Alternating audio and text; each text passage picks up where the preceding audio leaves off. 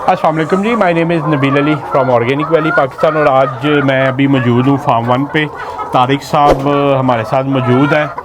तो तारिक साहब को मेरा हाल 1 माह तो हो गया इधर जी, 1 माह हो गया। तो 1 माह में माशाल्लाह बड़ी अच्छी परफॉर्मेंस रही है। जब ये आए थे तो हमारा माल काफ़ी डिस्टर्ब था इधर, तो अभी माशाल्लाह जो है ना आज बता रहे हैं। आज तारिक साहब इसके कितने अंडे आए हैं? इसके सर 24 अंडे आए हैं आज। 24 मतलब ये हो गई है 3% पे चली गई है जी, 3% पे चली। तो असल में हुआ ये कि हाफिज़ इकबाल साहब के बाद कुछ लेबर हमारी ट्रेंड नहीं थी, कुछ हम ज़्यादा फोकस थे अपने पीएस की तरफ, तो इस फार्म पे काफ़ी मसला था।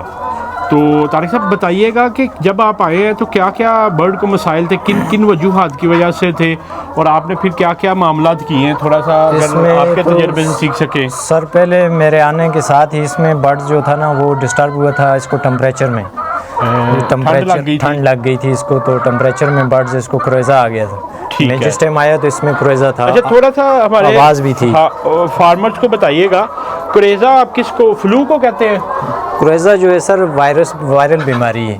ये वायरस है, इसका 4 दिन का या 5 दिन का पीरियड होता है। ठीक है। ये इसका कोई भी दवाई या एंटीबायोटिक इस पे कोई चीज़ काम नहीं करती। ये अपना पीरियड जो है ना टाइम अपना पूरा करके ये निकल जाएगा। अच्छा, एक गर्मी का क्रेजा होता है, एक सर्दी का होता है? सर्दी का होता है जी। ठीक है। गर्मी में भी आपके जो जानवर है उसको अगर ज़्यादा टेम्परेचर मिल गया उससे भी वो गर्म सर्द सूख जाता, गर्म सर्द हो के उसको बुखार नज़ला तो अभी इसको सर्दी का क्रेजा था जी। इसमें सर्दी का कुरेज़ा था। अगर कुरेज़ा ज़्यादा देर रह जाए ना उसमें से CRD बन जाती है। ठीक है। CRD में रेशा, उसकी आंखों से आगे रेशा निकलता है, मुर्गी की आंखें सूज जाती हैं बिल्कुल। माइक्रोप्लाज्मा माइक्रोप्लाज्मा हो जाता है, बाज़ फाउल कालरा भी आ जाता है उसमें। हाँ। तो बाकी ये बीमारियाँ तो बाज़ टाइम ND कुरेज़ा से IB भी अटैक कर जाती है।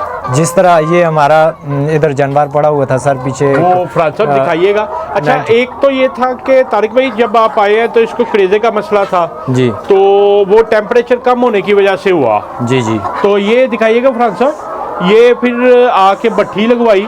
ये अक्सर जो फार्मर होते हैं, देसी फार्मर, वो ये कहते हैं कि जो है ना मुर्गी बड़ी होती है तो शायद इसको हीट की ज़रूरत नहीं होती, मगर ये है कि जितनी सर्दी पड़ती है, जैसे आज रात को 1 टेम्परेचर होगा इधर ना, तो फिर जो है ना हमें आर्टिफिशियल हीट देनी चाहिए। तो चूँकि भट्टियाँ हमारे पास पड़ी थी, इधर तो ब्रूडर नहीं है, तो फिर भट्टी लगाई है। तो आप बताइए कि तारिक साहब के आते फिर जब आपको क्रोजे का मसला था तो आपने क्या ट्रीटमेंट किया? हमने इसको सर एंटीबायोटिक एहतियातन चलाई है दवाई। ठीक है। तो बाकी ये कि बर्ड्स हमारे पास छोटा जो फ्लाग था 80 मुर्गियाँ थी, जो 98 बर्ड्स। एक चीज़ मैं बताता जाऊँ कि हमारे पास एक ना लेफ़्ट ओवर फ्लाग था पिछले पीएस का, उसमें 200 बर्ड था, 98 जो फीमेल थी।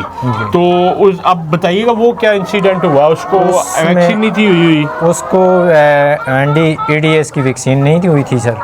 तो उसमें जो है ना ND आ गई थी। ND आ गई थी। हमने जो है ना वो बर्ड्स भी इधर साथ ही रखा हुआ था। वो दिखाइएगा फ्रांस साहब, वो जो प्लास्टिक लगा उसके आगे ही हमने रख दिया हुआ था, इसके साथ ही रखा हुआ था। रहे तो गलत है, मगर वो असल में ये कि हम भी सीख रहे हैं इंशाल्लाह। नेक्स्ट छोटा था जो ना हमारे फ्लाग ही, तो जगह भी उसको टेम्परेचर भी देना था। हाँ। तो इस वजह से तो वो उसमें ND का मसला आ गया सर। हाँ। तो वो तो हमने फिर इलादा कर दिया, लेकिन उसमें से भी हमारे 30-40 बर्ड्स बच गए हैं माशाल्लाह। अच्छा, एक चीज़ बताइएगा, जो अभी आप बता रहे थे जब हम C1 में खड़े थे, आपने किस जानवर पे काम किया हुआ है? मैंने सर कैनेन्स में काम किए, ब्रीडर पे काम किए, GP फार्म पे काम किया, ग्रैंड पेरेंट्स जो होते हैं उस पे काम किए, उसके बाद वाइट लेयर पे काम किए। उसके बाद सर मैंने ब्रायलर पे भी काम किए। बाकी ये लोमैन जो है ना पहली फर्स्ट टाइम मेरा इस पे आया हूँ मैं। बाकी नहीं, वो है ही पहली अटेम्प्ट है जी। तो आप बताइएगा, जो उधर बता रहे थे कि आपने ND और IB के अगेंस्ट इसकी रेजिस्टेंस कैसी देखी? बाकी सर जिस तरह ND हमारे इस शेड में आई थी फ्लाग में, किसी जानवर फार्म में भी आ जाए तो वो पूरे फार्म को तबाह कर खत्म हो जाता। तो जिस तरह ये इस जानवर पे आई है, ND आ गई थी साथ, लेकिन इस लोमैन को मैंने जो है ना बहुत सख्त जान पाया। इसने बहुत बर्दाश्त है इसमें कि बीमारी ND को भी ये अच्छा, उसमें एक अल्लाह ताला की रहमत ये हुई, होता ये है कि सबसे पहले कुरेजे का मसला होता है, फ्लू का, उससे आईबी बन जाती है ना, मतलब दूसरा वायरल अटैक हो जाता है। और अगर एनडी का मौजूद है तो फिर एनडी जब आती है तो ब्रॉयलर में या लेयर में जब एनडी आती है तो फिर सारा पूरे का पूरे फार्म खाली हो जाता है, जीरो हो इस तरह हो जाता है। और वो ये नहीं है कि महीने में होगा, कितने दिनों में हो जाता? वो 4-5 दिन में फार्म खाली हो 4-5 दिन में एक दिन की जो है ना 800 मोर्टेलिटी भी होती है जी। तो अल्लाह का शुक्र है कि एनडी का आया, मुझे जब इन्होंने बताया मैं परेशान तो बड़ा हुआ।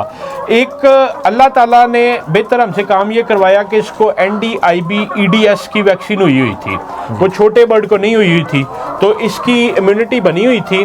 तो मुझे बताइएगा कि ये हमारे B1 पैड साइड और फैन साइड में से कितनी मोर्टेलिटी हुई है एनडी की वजह से? एनडी की वजह से हमारी कोई मोर्टेलिटी नहीं हुई। और जो वो था दूसरा D1 था वो 98 थे, 98, उसमें से भी 40 बर्ड्स हमारे बिल्कुल रिकवर हो गए। 40 रिकवर हो गए हैं एनडी के बाद जी। सॉरी जी। तो ये जो है कैसा रिजल्ट था एनडी के अगेंस्ट? हालांकि उसको वैक्सीन नहीं थी हुई, उसको वैक्सीन नहीं हुई थी। अगर वैक्सीन होती तो वो भी इनकी जैसा अच्छा परफॉर्म करता। हाँ, बिल्कुल अच्छा परफॉर्म करता। तो ये है जी फार्मर, एक जो ज़रूरी चीज़ होती है कि वैक्सीन करनी क्यों ज़रूरी है कि अभी जिस फार्म में हम खड़े हैं इधर एनडी आई है, ठीक है, और माशाल्लाह इनका टाइटल बिल्ड था, इनको जो है ना NDIB EDS हुई थी, किल्ड वैक्सीन होती है, वो इंजेक्शन लगता है ना, तो उस वजह से ये एक जानवर भी नहीं मरा।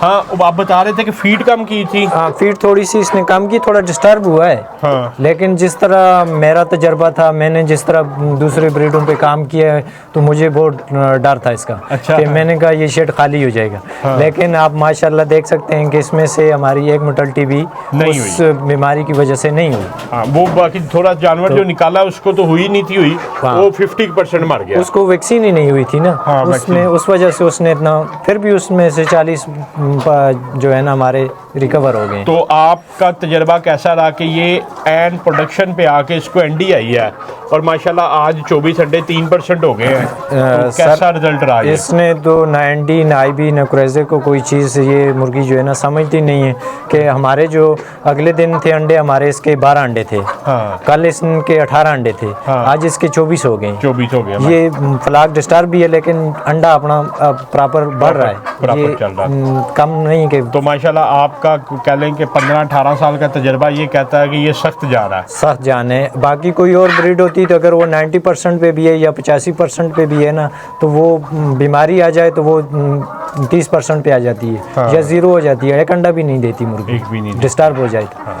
तो ये तो माशाल्लाह भी अंडा दिन ब दिन बढ़ रहा है। नहीं जी, ये माशाल्लाह तारिक साहब आपका तो चले पहला इंटरेक्शन है, मैं तो अब इसका PS भी लेके आया हूँ जी सर। पूरी दुनिया में जो ब्राउन लेयर है ना, ये सख्त जान कंसीडर होती है, फ्री रेंज में भी यही रखते हैं। तो इंशाल्लाह ताला हम आपको जो है ना नेक्स्ट सीजन में देंगे 15,000 ब्राउन और ब्लैक, उसका तजर्बा करके भी आप हमारे फार्मर से शेयर कीजिएगा। तो इंशाल्लाह ये जो हमारे मसाइल है ना कि छोटे छोटे फ्लाग हमने डाले हुए हैं, ये क्लियर हो जाएंगे इंशाल्लाह। बिल्कुल, अगले नेक्स्ट इंशाल्लाह पूरा फ्लाग बड़ा इकट्ठा चलेगा। तो ये जो हमारी नलायकियाँ हैं तो ये ठीक हो जाएंगी जी। तो फार्मर, ये बताने का मकसद ये था तारिक साहब के साथ कि ये आज मैं जब आया तो ये बता रहे थे कि इन्होंने बड़ी एक तारीफ़ की कि सर ये जिस तरह एनडी को भी बर्दाश्त कर गई है और फीड थोड़ी कम करके प्रोडक्शन भी इंक्रीज़ कर रही है, तो मैंने इसको बड़ा सख्त जान पाया। तो मैंने फिर तारिक साहब को यही कहा कि मैंने कहा फिर ये हमारे फार्मर्स को भी बताएं, आपका तजर्बा है। तो माशाल्लाह ये GP पे और उसके अलावा वाइट लेयर का भी काम किया हुआ है, ब्रीडर का भी किया है, केएन्स में रहे हैं, केएन्स के GP पे रहे हैं। तो माशाल्लाह अगर इन्होंने पास कर दिया तो मैं समझता हूँ कि ये बड़ी बात है जी सर। तो बाकी आपका भी अगर फार्मर्स कोई सवाल हो तो नीचे दिए गए नंबर 0300 9641 990 पे आप व्हाट्सएप करें। इंशाल्लाह हम कोशिश करेंगे कि आप तक एक क्वालिटी आंसर पहुंचाएं। आपका वीडियो देखने का बहुत शुक्रिया।